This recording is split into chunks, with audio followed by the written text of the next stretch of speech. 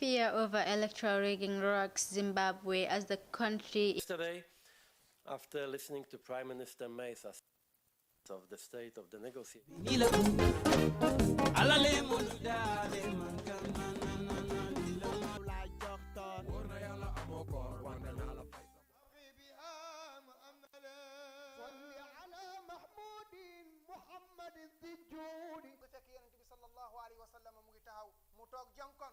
why it is our diocesan patron feast day is because the Cathedral of Our Lady of the Assumption is dedicated.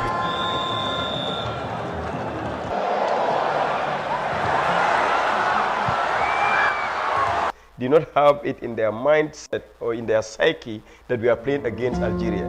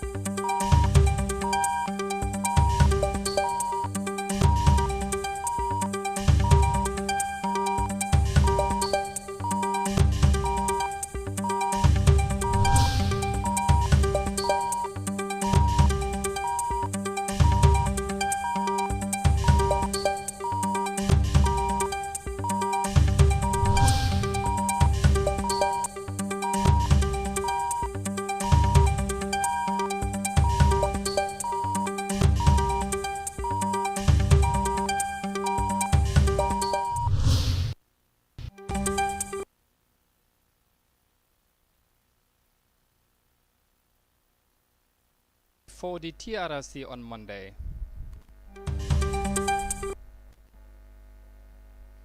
Central Bank projects remittance as a major mover of the Gambia's economy.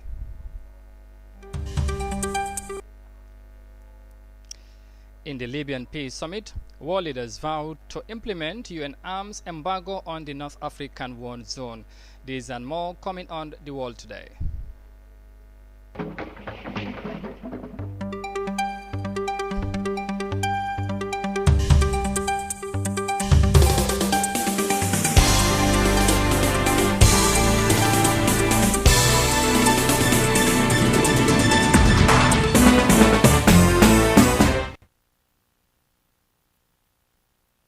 It is 1700 GMT here in our studios in Banjul. You're watching The World Today on Africa TV. My name is Amadou Kante and thanks for joining us. The Truth, Reconciliation and Reparation Commission begins hearing this month with Professor Abdullah Sen touching on the causes of the military takeover led by Gambia's former President Yahya Jammeh in 1994. Professor Sen ascribes the reason for the coup d'etat to economic hardship, policy implementation and corruption by the Jawara-led government. Julden Jai has more details of that in this report. A 61-year-old PhD holder on political sciences and related matters told the Truth-Seeking Commission that the 1994 coup d'etat was inspired by Sir Dawda Jawara's announcement during the 1991 PPP Congress in Mansa-Konko that he was decided to step down as president. This pronouncement, he said, created different camps within the corridors of power, with some in the cabinet supporting the move and others going against it. But the change in his plan to continue ruling the country, in the view of Sen, generated military actions by all those who believed that the ballot box was not the way to bring about change. In the end, he stayed, which I think was a big mistake, because shortly thereafter, these aforementioned problems began to fester, to permeate society and the newly established army. And before long, these grievances surfaced and culminated in the 1994 coup d'etat. Professor Abdoulaye Sen was testifying before the commission on Monday to explain events leading to the 1994 coup and the subsequent creation of Jammeh as an autocratic ruler. Professor Sen has written several books that document the exiled former president Jammeh's tenure from 1994 to 2016 and the transformation of Gambia's security from police to military format under Jammeh. Professor Sen produces a 59-page report outlining the historical, political, and economic realities on the ground and forces leading to the coup and its aftermath. I also believe that there are environmental. By environmental, I mean the larger society, the larger country, the socio-economic conditions in the country, deepening poverty in the country, social class differences as they were emerging in the country, in the Gambia. All this, I believe, converged in some degree to be the precipitants of the coup d'etat.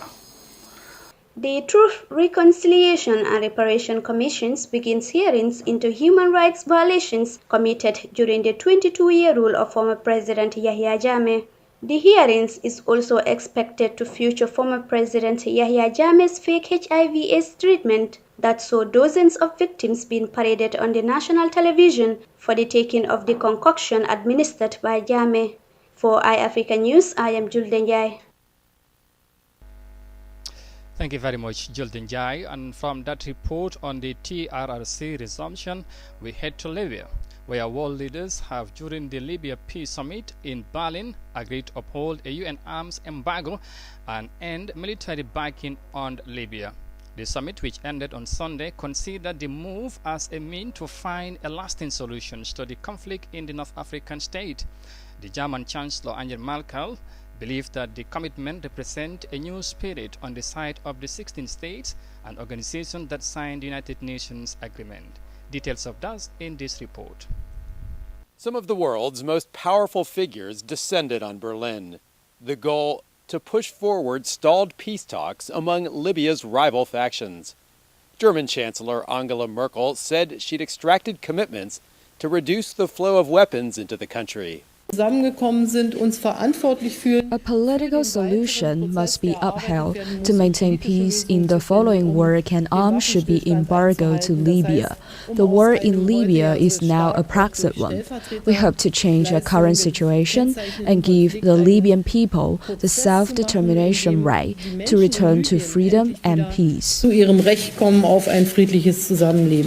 The North African country has become a flashpoint for competing interests from outside forces. Turkey has supported the UN-backed government, which controls the capital Tripoli and little else. But Russia, the United Arab Emirates, and Egypt back rebels led by General Khalifa Haftar.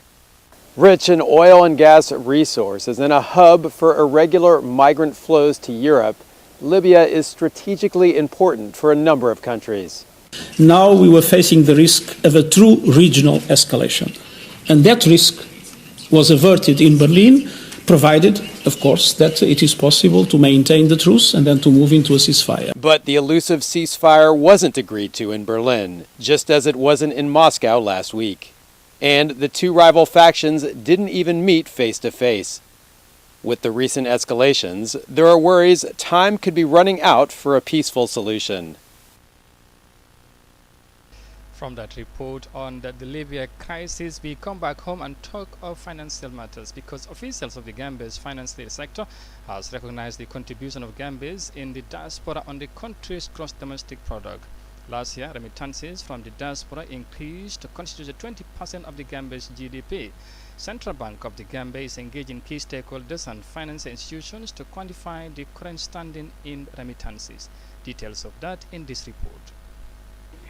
Gambians in the diaspora have had their financial contributions recognized by the central bank as a potential lifter of the gross domestic product of the tax-based economy. Based on transactions from money transfer organizations, remittance figures received in 2019 reached more than $300 million, which is little over $16 billion, showing an accelerating move from the year before. Dr. Sekou Bajabi, who is the first Deputy Governor of the Central Bank of the Gambia, gave optimistic update in his speech on the third session of the Stake in the Nation over the weekend. This shows the private remittance continue to increase significantly and forms an integral part of our GDP, constituting 20% of our GDP. I must state that these are official private remittances. The Central Bank of the Gambia and key stakeholders are working with the Africa Institute of Remittances to conduct a survey on official private remittances to assess the quantum, often estimated at 50% of official reserves, official private remittances. As we all know, when we all travel, we always come with some dollars transferred to beneficiaries locally here. The important role of Gambians in the diaspora is being felt as far to the domestic households, and their contributions beyond money is slowly recognized. On the political